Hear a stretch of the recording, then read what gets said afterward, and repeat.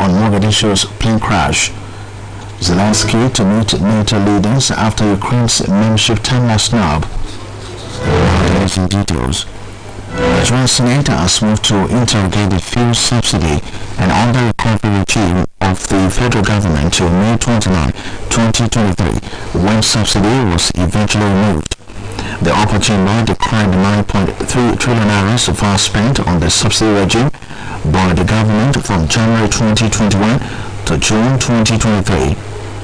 This is as it seeks a living wage for workers as a way of cushioning the effect of fuel subsidy removal in as well seeks establishment of 3 functional refineries for local production and distribution of refined fuel with a view to bringing down the pump price from 540 naira per litre to between 300 naira and 350 naira per litre.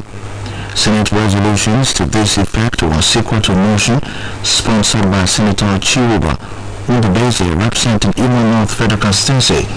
Senator Ndubeze in the motion titled "Need to investigate controversial huge expenditure on premium motor spirit PMS under recovery regime by the Nigerian National Petroleum Company Limited" said the step taken by President Bola Tinubu on subsidy withdrawal in May was commendable, but the regime needs to be investigated. Many of the senators who contributed to the debate on the motion frowned at bogus expenses made on the subsidy regime by NNPCL and supported all the prayers sought for in the motion. The Somali Civil Aviation Authority has revealed information about the plane crash at Mogadishu Airport, which injured 2 people who were among the passengers on board. A preliminary report from the Aviation Authority said that the plane skid off the runway, which was the reason for the accident. The aviation agency said the plane was leased to an airline. The Somali Aviation Authorities investigating the accident sent a wave of shock among the travelers at Mogadishu's Hadi Abdul International Airport. Iranian Foreign Minister Amir Abdullahian has told his Kenyan counterpart Hafez Mutua that the Iranian government has placed a premium on the expansion of relations with African countries, including Kenya, in a balanced and comprehensive manner.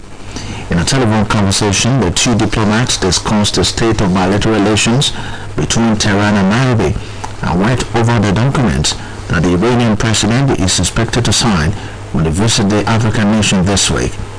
President Ibrahim Raisi of Iran arrived in Kenya today as part of his tour to 3 African states at the respective invitation of the African countries' heads of state.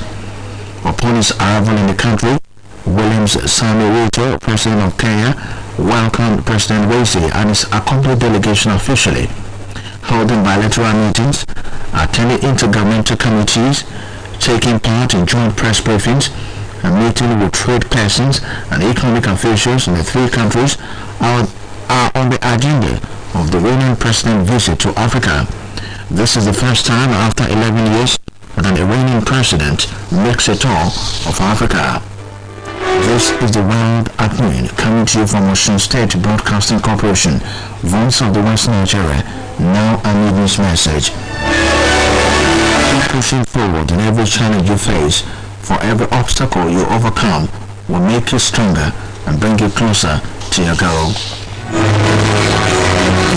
Thousands of protesters have blockaded Israel's main airport and highways as Prime Minister Benjamin Netanyahu's outright coalition press ahead with the Justice Bill that has opened the deepest split seen in the country in decades.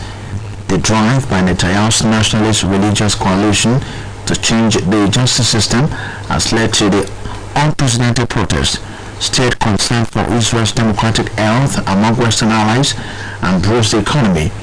If passed, it will curb the Supreme Court's power to quash decisions made by the government, ministers, and elected officials by ruling them unreasonable.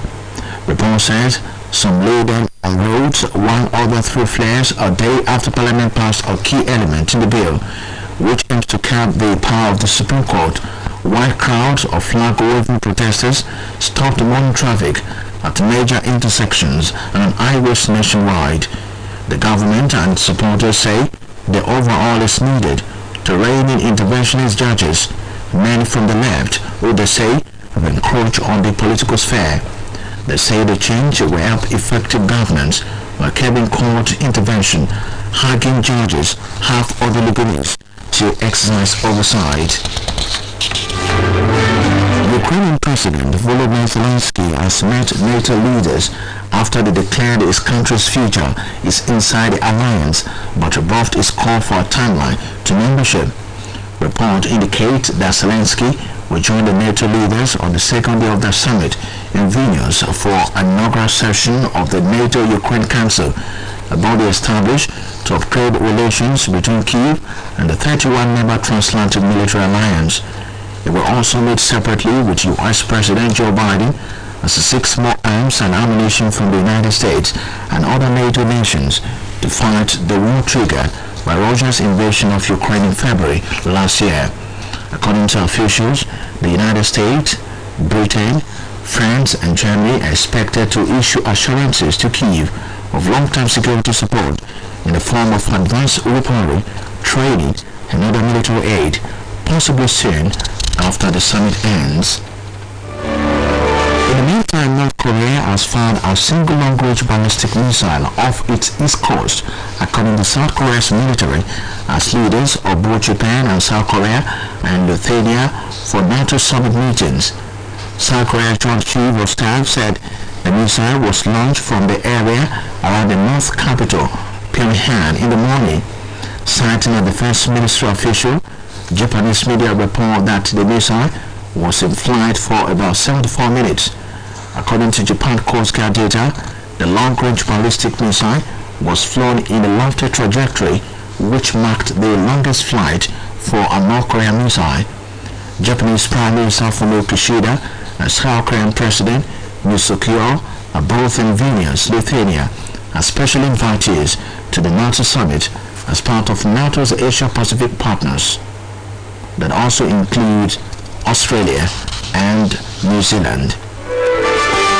And now again are the highlights of the World Afternoon. Nigerian Senate has moved to interrogate the fuel subsidy and under-recovery regime of the federal government till May 29, 2023, when subsidy was eventually removed.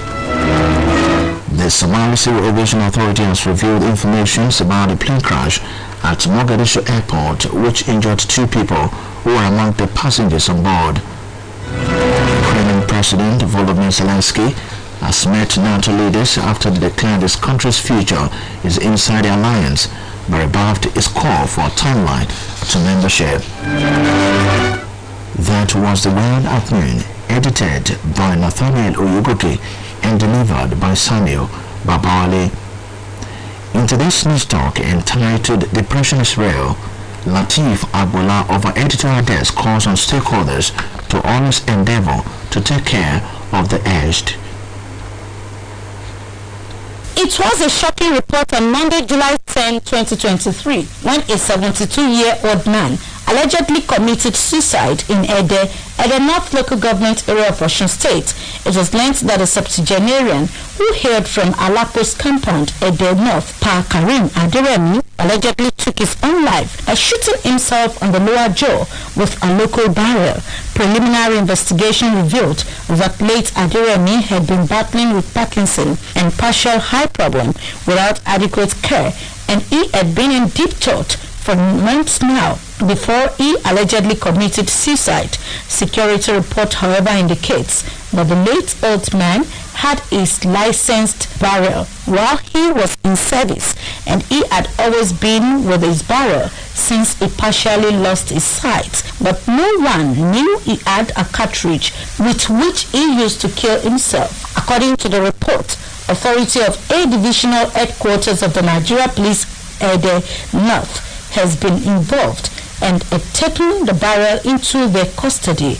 It was learnt that late Aderemi was a personnel of the Nigerian Security and Civil Defense Corps, NSCDC, retired as a Chief Corps Assistant. He has since been buried according to Islamic rites. Going by the story, it is absolutely clear and unambiguous that a septuagenarian decided to take his own life as a result of depression due to abandonment. One would be prompted to ask some salient questions having listened to the story of Karim Aderemi, where were the members of his immediate and extended family? 2. Where were the people in that compound who might be his relatives or co-occupants of the building where he resided? Where were members of the congregation of his mosque this far?